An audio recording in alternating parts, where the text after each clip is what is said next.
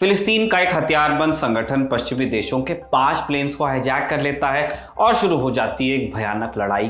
फिलिस्तीन मुद्दे पर अरब देशों और इजराइल के बीच कई युद्ध हो चुके हैं जिनमें पश्चिमी देशों का समर्थन हमेशा इजराइल के साथ रहा। लेकिन ये कहानी उस लड़ाई की नहीं है। ये कहानी है एक ऐसी घटना की जिसने फिलिस्तीन और अरब देशों के बीच ही युद्ध करवा दिया था। सिर्फ युद्ध ही नहीं हुआ, फिलिस्तीन के 20,000 से ज्यादा लोग मारे भी गए। और सुनिए, फिलिस्तीन के लोगों के मारे जाने के पीछे हाथ था हमारे पड़ोसी देश पाकिस्तान के एक जनरल का। जी हाँ, वही पाकिस्तान जो खुद को फिलिस्तीन का रहनुमा बताता रहा है। क्या थी ये कहानी, चलिए जानते हैं। नमस्कार, मेरा नाम है निखिल और आप देख रहे हैं ऐतिहासिक किस्सों कहानियों से जुड़ा हमारा रोजाना का कार्यक्रम तारीख।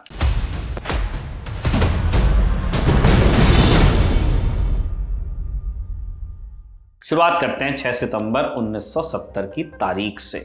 न्यूयॉर्क और लंदन जा रहे कुल 4 प्लेन्स हाईजैक किए जाते हैं। इस हाईजैकिंग को अंजाम देने वाले लोग PFLP के सदस्य थे, यानी popular front for the liberation of Palestine, फिलिस्तीन।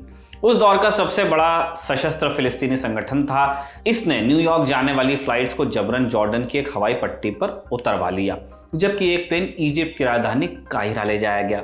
काहिरा में सबके सामने किडनैपर्स ने प्लेन को ब्लास्ट कर दिया। कई लोग मारे गए, इनमें ज्यादातर अमेरिकी और यूरोपियन नागरिक थे। अमेरिका और इजराइल पर प्लेन छुड़ाने का प्रेशर बन गया, लेकिन वो कुछ कर पाते इससे पहले ही PFLP ने एक और प्लेन को हाईजैक कर लिया। उससे भी जॉर्डन की हवाई पट्टी पर ले गए, उसी हवाई पट्टी पर जिस पर बाकी प्लेन्स खड़े थे। इस हवाई पट्टी का नाम है डॉसन्स फील्ड, जो जॉर्डन के एक रेगिस्तानी इलाके में थी। डॉसन्स फील्ड में फिलिस्तीनी हथियारबंद लड़ाकों ने 500 बंदी इकट्ठे कर लिए थे। PFLP खुद एक और संगठन PLO का हिस्सा था, जिसके नेता थे यासिर अराफात। अराफात की जीवनी लिखने वाले जूडिथ रूबिन और बैरी ने किताब में लिखा है, PFLP ने धमकी दी थी कि अगर यूरोपियन सरकारें फिलिस्तीनी कैदियों को रिहा नहीं करती तो PFLP सारे बंदियों को मार डालेगा और प्लेन्स को तबाह कर देगा।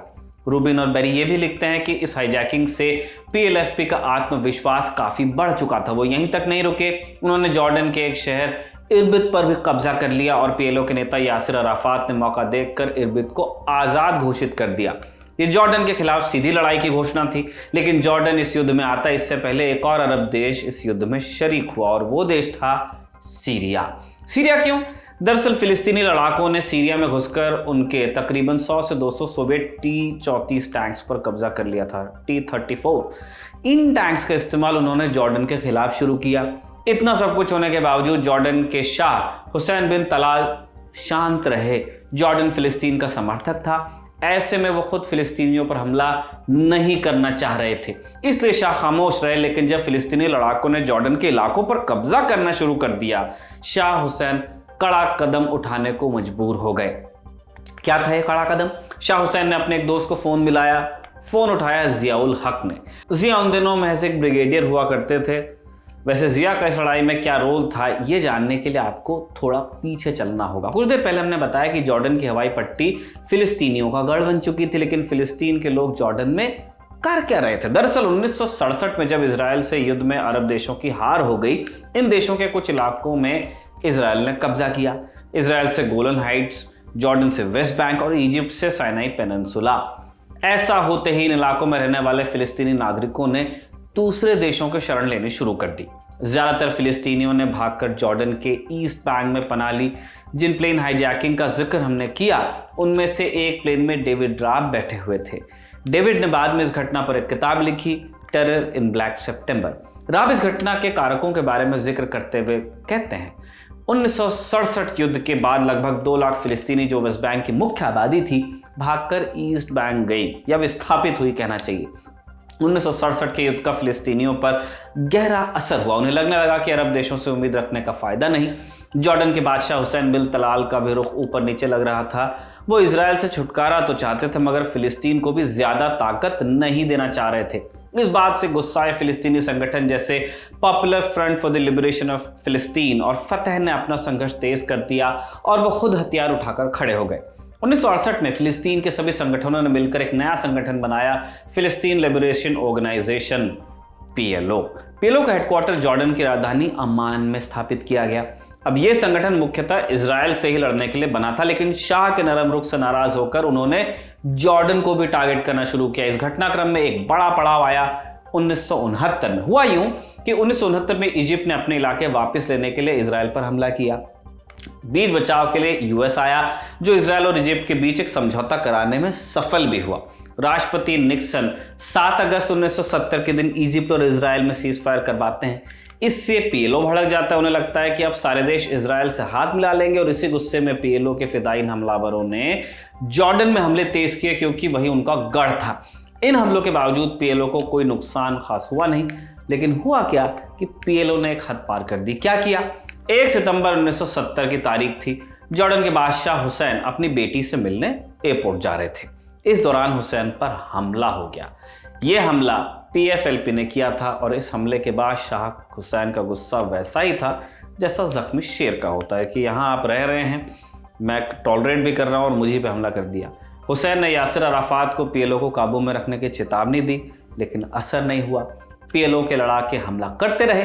पीएफएलपी इजराइल और जॉर्डन को घुटने पर लाने की कोशिश करता रहा। इसी कवायद में उन्होंने प्लेन्स हाईजैक कर लिए। ये सब जॉर्डन की जमीन पर हो रहा था, जिससे यूएस के अच्छे रिश्ते चले आ रहे थे। इसलिए जॉर्डन के शाह का सब्र टूट गया। उन्होंने फिलिस्तीनियों पर हमले का हुक्म दे दिया। इस हमले में एक और देश का बड़ा रोल था, पाकिस्तान। पाकिस्तान की इस कहानी में एंट्री कैसे हुई, उसके लिए हमें एक बार फिर पीछे जाना पड़ेगा। दरअसल 1967 में जब जॉर्डन की हार हुई, शाह को एहसास हो गया कि उनकी फौज कमजोर है। इसलिए उन्होंने अपनी आर्मी स्ट्रांग करने के लिए पाकिस्तान से मदद मांगी। जॉर्डन और पाकिस्तान के रिश्ते अच्छी स्थिति में थे। उस वक्त जॉर्डन में पाकिस्तान के राजनयिक हुआ करते थे तैयब सिद्दीकी। 2010 में तैयब सिद्दीकी द न्यूज़ नाम के एक अखबार में आर्टिकल लिखते हैं। क्या लिखते हैं उसमें? 6 डे वॉर में शिकस्त झेलने के बाद कुछ अरब देशों ने पाकिस्तान से मदद मांगी, जिसमें उन्होंने पाकिस्तान से सैन्य प्रशिक्षण लेने की इच्छा जताई, क्योंकि पाकिस्तान के पास भी एक ब्रिटिश ट्रेडिशन वाली फौज थी। उन्हें लगा कि ये फौज हमें अच्छी ट्रेनिंग दे सकती है। अरब वर्ल्ड की बात कर रहा हूँ। इसी के बाद पाकिस्तान ने जॉर्डन, सीरिया और इराक में अपने सैनिक ऑफिसर्स को भेजा। तैयब आगे लिखते हैं कि तीनों सेनाओं से टॉप 20 ऑफिसर्स को जॉर्डन भेजा गया था। इस टीम की लीडरशिप थी मेजर जनरल नवाजिश अली के पास, जबकि ब्रिगेडियर जियाउल हक टीम के उप कप्तान की भूमिका में थे। जियाउल हक ने जॉर्डन की फौज को सिर्फ ट्रेनिंग ही नहीं दी, बल्कि पीएलओ को हराने में भी शाह का साथ दिया।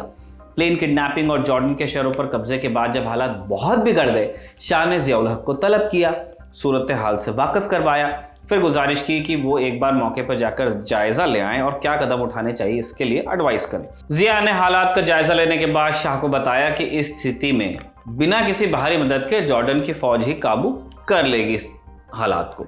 अमेरिकी CIA के पूर्व अधिकारी ब्रूस रिडल ने अपनी किताब व्हाट वी वन के 4थे एडिशन में लिखा है, पाकिस्तानी ब्रिगेडियर जियाउल हक ने इसके जवाब में हवाई हमले करने की सलाह दी। इस सलाह को मानते हुए शाह हुसैन ने हवाई हमले करने का फैसला लिया और यही फैसला जॉर्डन को जंग जिताने वाला फैसला बनकर उभरा। फिर क्या था? मौत का तांडव शुरू हुआ। नीला आसमान बारूद के गर्द में खो गया। हर तरफ चीखें और गोलियों की आवाज़ें। सारी सप्लाईज रोक दी गई। न पानी, न खाना और न बिजली मिली। टैंक में बैठे हमलावरों का खात्मा करने के साथ ही जॉर्डन की आर्मी राजधानी अमान पहुंची। वहां पहुंचते ही फौज ने फिलिस्तीनी संगठनों का सफाया कर दिया। इरबिद, जिसे यासिर अराफात आज़ाद घोषित कर चुके थे, सेना ने वहां भी धावा बोला। कुछ ही देर में जॉर्डन इरबिद को भी वापस जीत चुका था। इरबिद के अलावा जितने भी फिलिस्तीनी कैंप्स थे, उन सब ने भी अपने अपने इलाकों को आज़ाद घोषित कर रखा था। अब बारी इनकी थी, जैसे जबल अल हाशेमी, जबल अल हुसैन और जबल बहादुर पूरी तरह से तहस नहस किए जॉर्डन ने पीएफएलपी और फतेह के ऊपर अपनी फतेह का झंडा लहरा दिया। इस तरह दावा किया जाता है कि इसमें 20 से 25 हज़ार फिलिस्तीनियों की जानें गईं। वहीं जॉर्डन के आधिकारिक रिकॉर्ड के मुताबिक इसमें 5 से 7 हज़ार लोगों की मौत हुई। न्यूयॉर्क टाइम्स की एक रिपोर्ट के हिसाब से करीब 60 हज़ार फिलिस्तीनी इसके बाद जॉर्डन से विस्थापित होकर लेबनान गए। इस मौत के कोहराम में हमेशा इल्ज़ाम लगते हैं कि जियाउल हक इन हज़ारों फिलिस्तीनियों के कातिल हैं। बगावत को कुचलने की सलाह जियाउल हक ने दी थी, तरीका भी उन्होंने बताया था। हालांकि उन्होंने इस युद्ध में जॉर्डन के लिए इसके अलावा और क्या क्या किया ये स्पष्ट नहीं है। ब्रूस रिडल इस सिलसिले में शाह हुसैन के भाई हसन से बात करते हैं। हसन उस वक्त क्राउन प्रिंस थे। 2010 में रिडल से बात करते हुए हसन ने बताया कि जियाउल हक शाह हुसैन के दोस्त थे, जिन पर बादशाह को यकीन था। शाही परिवार युद्ध में की गई मदद के लिए जियाउल हक का शुक्रगुजार रहा। इस युद्ध में जियाउल हक इतने मशगूल थे कि वो लगभग जॉर्डन की सेना की अगुवाई ही कर रहे थे। हालांकि रिडल आगे बताते हैं कि इससे पाकिस्तानी अथॉरिटीज़ नाराज़ थी, लेकिन शाह हुसैन की सिफारिश के चलते ज़ियाउल हक को तरक्की मिली और वो ब्रिगेडियर से मेजर जनरल बने। आगे चलकर ज़ियाउल हक पाकिस्तानी फ़ौज के चीफ भी बने। सैन्य तानाशाही उन्होंने स्थापित की पाकिस्तान में फिर, और बाद में पाकिस्तान के वो राष्ट्रपति भी हुए। ज़िया के तानाशाही में पाकिस्तान कैसे बर्बाद हुआ, इसका लेखा जोखा बहुत लंबा है, लेकिन ज़िया की जॉर्डन में कारस्तानी की चर्चा कम होती है। फ़िलिस्तीन के हज़ारों लोग जिस युद्ध में मारे गए उसमें ज़िया का बड़ा रोल था। इस पूरे युद्ध को आज भी ब्लैक सितंबर के नाम से याद किया जाता है। आज के लिए बस इतना ही। तारीख के इस एपिसोड को हमारे साथी नावेद ने लिखा और जतिन ने इसे कैमरे पर रिकॉर्ड किया। आप देखते रहिए दी ललन टॉक।